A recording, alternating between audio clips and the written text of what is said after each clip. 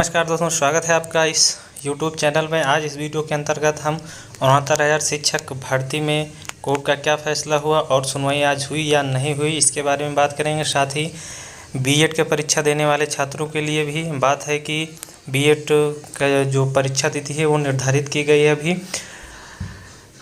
खबर को विस्तार से जानने के लिए वीडियो को शुरू से लेकर अंत तक देखिए। और आप इस चैनल पहली बार हैं, चैनल को लाइक कर लीजिए, सब्सक्राइब कर लीजिए, साथ ही बेल आइकन को दबाना ना भूलें, जिससे कि हमारे वीडियो के अपडेट नोटिफिकेशन सबसे पहले आपके पास पहुंचे। आइए देखते हैं खबर को विस्तार से। तो सुप्रीम कोर्ट ने कहा शिक्षा मित्रों के लिए 65% अंक का कटाव बहुत अधिक। कल होगी सुनवाई, लेकिन आज अभी तक हुई नहीं सुनवाई।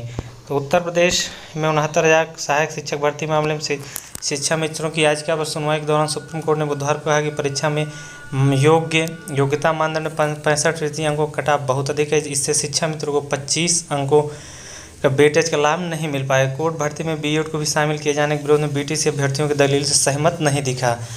तो साथ ही कोर्ट में भर्ती बीएड को शामिल किए जाने के विरोध में बीटीसी अभ्यर्थियों की दलीलों से सहमत नहीं दिखा। कोर्ट ने कहा कि वह बीएड अभ्यर्थियों को भर्ती में शामिल किए जाने के मुद्दे पर विचार नहीं करेगा। बीएड के मुद्दे पर सही समय पर चुनौती क्यों नहीं दी गई, मामले में बहस गुरुवार को भी जारी रहेगी, लेकिन ऐसा हुआ नहीं।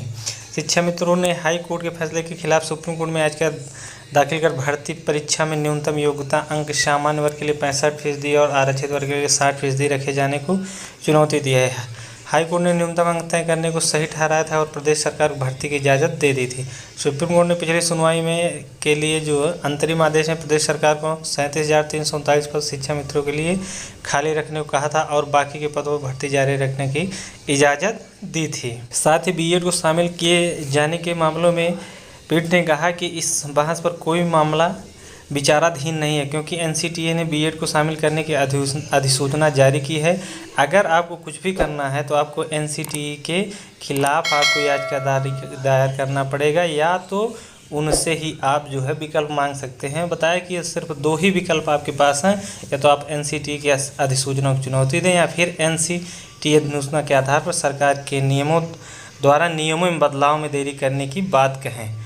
साथ ही कहा है कि इस संबंध में पहले हाई कोर्ट ने एक रिट दाखिल हुई, वह वापस ले ली। इसके बाद दूसरी रिट भी दाखिल करे, वापस ले ली गई।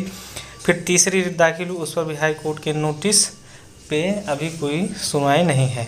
बुधवार को न्यायमूर्ति यू ललित की अध्यक्षता वाली पीठ में शिक्षा मित्रों और बीटीसी अभ्यर्थियों के वकील पीएस पटवालिया ने कहा कि शिक्षा मित्र पिछले 15 वर्ष से नौकरी कर रहे हैं, उनकी नौकरी नियमित करने का आदेश कोर्ट ने निरस्त कर दिया था। पटवालिया ने यह भी कहा कि नियम कहता है कि बेसिक टीचर सर्टिफिकेट बीटीसी होने पर सहायक शिक्षक नियुक्त हो सकते हैं। बीएड को ट्रेनी टीचर नियुक्त किया जाता है। अगर बीएड को योग्यता मानदंड में शामिल करना तो उसके लिए एनसीटीए से ही इजाज़त लेनी होगी। तो यहाँ पर ये बताया गया है कि अभी जो शिक्षा मित्र का है वो मामला अभी भी रुका हुआ है, उनका उस पर आरक्षित सीटों पर भी बात होनी है। अब 16-17 आज तो हुआ नहीं, कल भी नहीं होगा, क्योंकि न्यायिक कार्यवाही बंद रहेगी। तो और बीएड वालों के साफ वो इसमें हैं, वो हमेशा बने रहेंगे प्राइमरी स्तर पर। साथ ही बीएड परीक्षा को लेकर भी गाइडलाइन जारी हो गई है। लखनऊ यूनिवर्सिटी ने यूपी बीएड 2020 के लिए एग्ज़ाम की घोषणा कर दी है। उन्होंने 29 जुलाई को निर्धारित था, जो स्थगित कर दिया गया, और अब 9 अगस्त को परीक्षा कराई जाएगी। यह परीक्षा इस बार लखनऊ यूनिवर्सिटी के द्वारा आयोजित की जा रही है। तो जो भी अभ्यर्थी बीएड करने के इच्छुक हैं और जो पेपर दे रहे हैं वो अपना तैयारी शुरू कर दें, और समय बहुत कम है। परीक्षा टलने से भी आपको कोई दिक्कत नहीं है, परीक्षा टलेगी तो आप और अच्छे से बैकअप करके पढ़ाई करिए। वीडियो शुरू से लेकर अंत तक देखने का धन्यवाद। अगर वीडियो अच्छा लगा हो तो सब्सक्राइब करना ना भूलें।